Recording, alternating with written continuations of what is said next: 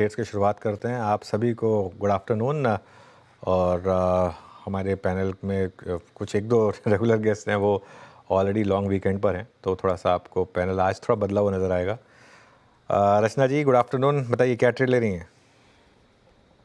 Good afternoon. And हम trade लेंगे policy बाजार में। पॉलिसी बाजार को हम शॉर्ट करेंगे फ्यूचर्स पे अप्रैल के, और यहाँ पे हम 1585 पे बैठे हुए। हमारा फर्स्ट टारगेट होगा 1560, और उसके बाद अगर डिलीवरी के लिए कैरी करते हैं मल्टीपल डेज के लिए तो इवन 1510 का टारगेट बन सकता है। इसमें स्टॉप लॉस होना चाहिए 1620 पे।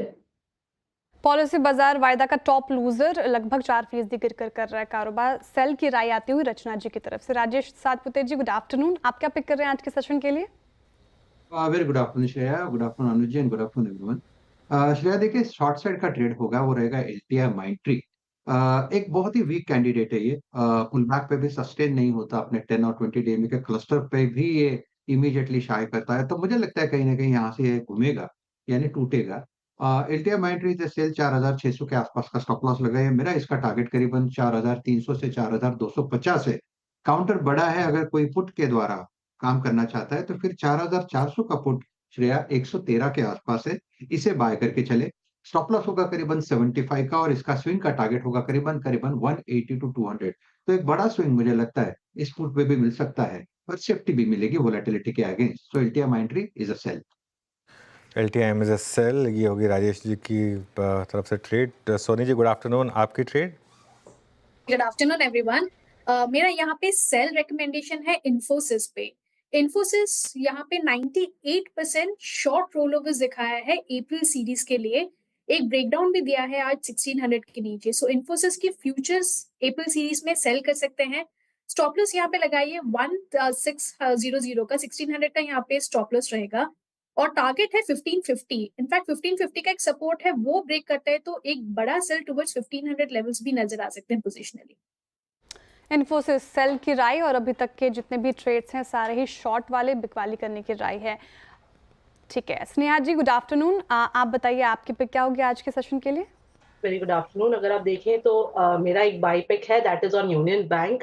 अगर आप देखें कल ये स्टॉक में काफी अच्छी रिकवरी दिखाई थी। एक रेजिस्टेंस जोन था अराउंड 120 122 के आसपास, जो कि काउंटर ने कल सरपास किया, और आज मुझे लग रहा है कि जिस तरह की ओवरऑल सस्टेन कर रहा है वो अपना जो भी एटलीस्ट 1.5% ऊपर है। मेरा मानना है यहाँ से तेजी एक्सटेंड हो सकती है, तो आई वुड सजेस्ट कि 122 के एसएल से यहाँ पे लॉन्ग करें for the target of 132। 132 cross होता है तो possibility of 140 level is very much high. तो यहाँ पे रिस्क रिवॉर्ड रेशियो काफी अच्छा है। तो 32 के टारगेट के लिए यूनियन बैंक में खरीदारी की राय। एक बाई साइड की ट्रेड, बाकी 3 सेल साइड की ट्रेड आती हुई। सोमिल जी, गुड आफ्टरनून। आप बताइए आप क्या पिक कर रहे हैं, सेल साइड और बाई साइड? बाय साइड ही होगा। मेरा पिक भी यूनियन बैंक था, लेकिन चेंज करके अभी मैंने हुडको कर दिया है। हुडको would be a buy. 40 daily moving average से सपोर्ट लेके ऊपर की तरफ रुक गया है। आज थोड़ी सी हल्की गिरावट है, लेकिन बाय ऑन डिक्लाइंस की स्ट्रैटेजी रखेंगे। हुडको में स्टॉप लॉस होगा 194 और टारगेट होगा 210। ओके, तो हुडको ये होगा इस समय का पिक का। चलिए आगे बढ़ते हैं। सिद्धार्थ खेमका तैयार है हमारे साथ। Siddharth, good afternoon.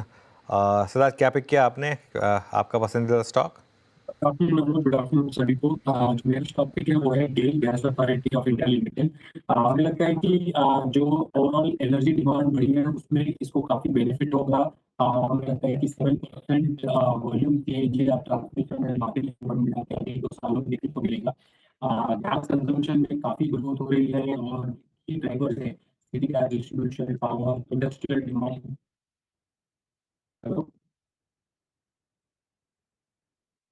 कोई तकनीकी जी, तो बोलो ना यार मयूर तुम। और जो वैल्यूएशन है, स्टॉक गिरने के बाद अच्छी अट्रैक्टिव वैल्यूएशन पे आ गई थी। डिविडेंड यील्ड भी काफी अच्छी है, तो रेकमेंड करेंगे बाय कीजिए गेल। टारगेट प्राइस रहेगा 195। ओके, चलिए गेल पर इस समय एक बाय की ट्रेड आती हुई। ये एक व्यू आज का stock of the day BSE, इसकी बात करते हैं। पहले समझ लेते हैं कि क्या हुआ एग्जैक्टली, और उसके बाद एक व्यू भी लेंगे इसके ऊपर। पहले चलते हैं मिताली के पास और समझते हैं कि आज क्यों बना hero of the day. Mithali. Ji, तो सेबी ने आज एक्सपायरी डे के दिन ही एक कंसल्टेशन पेपर जारी किया है जहां उन्होंने एक्सपायरी डे को चूज़ करने के लिए फीडबैक मांगे हैं। सेबी का कहना है कि आइदर ट्यूसडे या थर्सडे, ये 2 ही दिन अब एक्सपायरी के लिए रखे जाएंगे और सेबी ने 17 अप्रैल तक यहाँ से फीडबैक लोगों से मांगे हैं। इसके बीच एनएसई जो है उसके लिए एक प्रॉब्लम खड़ी हो सकती है क्योंकि एनएसई ने अपने एक्सपायरी डे को थर्सडे से मंडे शिफ्ट करने के लिए यहाँ पे एक योजना बनाई थी और अभी उन्होंने ये जो प्रस्ताव था इसे बोला है कि अभी वो डेफर कर रहे हैं अंटिल फर्दर नोटिस। और अब यहाँ उन्होंने देखना होगा कि जो उनकी मंडे की एक्सपायरी थी वो अब क्योंकि लागू नहीं हो पाएगी तो कौन सा एक्सपायरी डे अब वो चुनेंगे। तो बीएसई और एनएसई के बीच ये एक इंपॉर्टेंट नोट करने लायक चीज़ थी यहाँ पे। इसके अलावा आईएफएल सिक्योरिटीज़ ने भी बीएसई के लिए एक अपसाइड रेटिंग दी है। उन्होंने टारगेट दिया है 6200 रुपीज़ का, यानी कि कल के क्लोजिंग से देखें तो 32% का अपसाइड मूवमेंट, लेकिन आज के ही सत्र में देखें तो 15 से 16% की हमें अपसाइड मूव बीएसई में देखने को मिली है। एनएसई की जो एक्सपायरी दिन में बदलाव की योजना थी उससे टलने से बीएसई को यहाँ पे फायदा नजर आ सकता है और मार्केट शेयर में भी हमें इसकी उछाल देखने को मिल सकता है। FY26 तक बीएसई का जो मार्केट शेयर है वो बढ़ भी सकता है, ऐसा आईएफएल का कहना है। और FY26 और 27 में जो ट्रेडिंग वॉल्यूम्स है वो अनुमान लगाया जा रहा है कि 33% से 38% तक रहने की संभावना है। साथ ही FY25 से FY27 के बीच जो ईपीएस ग्रोथ है वो माना जा रहा है 32% CAGR से बढ़ने की यहाँ पे उम्मीद जताई गई है। और आईएफएल सिक्योरिटीज जो उनका फेयर वैल्यू था पहले 5000 था, अब इसे रिटरेट करके बाय रेटिंग दी है 6200 की। एक और इंटरेस्टिंग फैक्ट आपको बताना चाहेंगे कि बीएसई का जो मार्केट शेयर है इनके इंडेक्स ऑप्शन प्रीमियम में हम देखें तो प्रीमियम टर्नओवर जो अक्टूबर से कंपेयर करेंगे तो 13% का मार्केट शेयर बीएसई का था, वहां से बढ़ के नवंबर में और दिसंबर में 16% हुआ। जनवरी फरवरी मार्च तक ही आता आता 20 से 22% हो गया है। यहाँ पे देखिए मार्च में 22% का मार्केट शेयर बीएसई का हो गया है। एनएसई और बीएसई के कंबाइंड प्रीमियम टर्नओवर की इंडेक्स ऑप्शन की हम बात करें तो और सारे ही ब्रोकरेजेस यहाँ पे काफी बुलिश नजर आ रहे हैं कि मार्केट शेयर जो बीएसई का है वो ऐसे ही बढ़ता हुआ नजर आएगा। तो ये था जिसके कारण आज बीएसई में हमें काफी ज्यादा उछाल देखने को मिला है। बिल्कुल, काफ़ी उछाल देखने को मिला। शुक्रिया मिताली। एक बार सिद्धार्थ जी इस पर व्यू हो जाए बीएसई पर। ओके, कुछ दिक्कत आ रही है वहाँ पर, रिकनेक्ट कर दें। राजेश सतपथी जी, बीएसई का चार्ट देखिए, क्या वापस ऑल टाइम हाई की तरफ जाने की उम्मीद? डेफिनेटली पूरे चांसेस है। देखिए आज एक्सपायरी का पहला दिन है और ओपन इंटरेस्ट भी बढ़ा है, प्राइस तो डेफिनेटली हाईएस्ट लेवल पे खड़ा है। तो मुझे लगता है ये जो इसका रेजिस्टेंस दिखता है, अगर आप डेली चार्ट भी देखें अनुज जी, तो यहाँ पे रेजिस्टेंस दिखता है करीबन 5800 से लेके 5-6000 का। तो कहीं ना कहीं लगता है कि स्लाइटली ओवरबॉट है, लेकिन जिनके पास पोजीशन है उनके लिए तो डेफिनेटली होल्ड साइड का ही कॉल रहेगा। आप होल्ड रखें 5200 के स्टॉप लॉस के साथ, जैसे हमने कहा 5800 प्लस का टारगेट लेके काम होगा। ठीक है, बीएसई पे आप होल्ड कर सकते हैं, लॉन्ग बनने की सलाह है फिलहाल। कल के सत्र में पीएसयू बैंक में अच्छी खासी तेजी देखने को मिल रही थी। आज देखिए प्राइवेट बैंक भी फोकस में, Kotak Mahindra bank day high के आसपास कारोबार करता हुआ, आईसीआईसीआई बैंक देखिए ये भी डे हाई के आसपास फिलहाल जाता हुआ। In fact HDFC bank, axis bank में भी अच्छी तेजी देखने को मिल रही है। कोटक महिंद्रा बैंक, रचना जी मैं आपसे जानना चाहूँगी जिस तरीके से मूवमेंट इसने आज के सत्र में दिखाया, इनफैक्ट प्राइवेट बैंक में अच्छी तेजी देखने को मिल रही है, जिनके पास है वो फिलहाल बरकरार रखे और जो चाह रहे हैं फ्रेश बाइंग करना, जिस तरीके से पिछले हफ्ते भी हमने प्राइवेट बैंक्स में एक रैली देखी, उनको क्या सलाह रहेगी? जी, कोटक बैंक में chart is very very good and यहाँ पे सलाह यही होनी चाहिए कि अगर पोजीशन नहीं बनाई है तो बना भी सकते हैं और अगर बनी हुई है तो यहाँ पे कंटिन्यू करना चाहिए पोजीशन को। ये काउंटर ने अच्छे खासे 3 दिन के पुल बैक के बाद एक बहुत ही बढ़िया गैप अप के साथ टर्न दिया है और ये अपसाइड पे फ्यूचर्स के हिसाब से बात करें तो 2230 तक जा सकता है।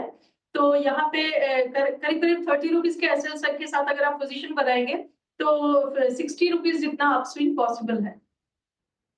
बिल्कुल। और कोटक का हमने हफ्ते के शुरू में शेयर लिया था स्पॉटलाइट में, और आई थिंक पिछले हफ्ते भी 1-2 बार स्पॉटलाइट में आया था और लगातार बात हुई थी कि अब यहाँ पर फंस गए हैं शॉर्ट सेलर्स और अब ये यहाँ पर रुकने वाला नहीं है। थोड़ा लंबा चार्ट रखिए इसका ज़रा, सिर्फ आज का नहीं, ताकि पता चलेगी जो बात हो रही है।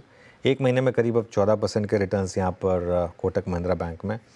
और जब मैं कहता हूँ ना रिलेटिव स्ट्रेंथ, अगर आप एक सिर्फ रिलेटिव स्ट्रेंथ की बास्केट का पोर्टफोलियो बना लें, जैसे कोटक हो गया, आपका इंटरग्लोब एविएशन हो गया, आपका इंडियन होटल्स हो गया, ऐसे 5-6 नाम मैं आपको गिना सकता हूँ। मैं नोट डाउन कर रही हूँ। नहीं मतलब थोड़ी सी मेहनत तो खैर बाकी लोगों को भी करनी होगी।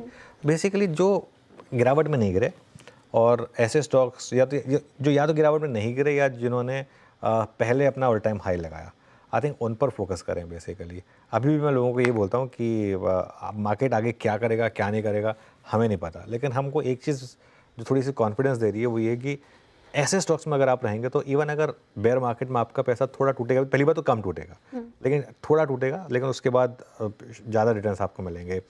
एक और स्टॉक इसी में ऐड कर देता हूँ, HDFC बैंक का। हालांकि शायद उस लीग में नहीं है जिसमें कोटक महिंद्रा बैंक है, उतनी स्ट्रेंथ HDFC बैंक में नहीं है, लेकिन ये एक और स्टॉक होगा। देखिए ये आज का मूव है, 1 महीने का करीब 6% और 3 महीने का और 6 महीने का और देख लेते हैं HDFC बैंक का। क्योंकि क्या होगा ना, एटलीस्ट आपका वो जो पोर्टफोलियो कईयों का 30-30, 40-40% टूटा होगा बेयर मार्केट में, वो नहीं करेगा ये, कम से कम एटलीस्ट उस चीज़ का आपको कंफर्ट रहेगा। तो ऐसे चीज़ों पे आप चाहें तो फोकस कर सकते हैं।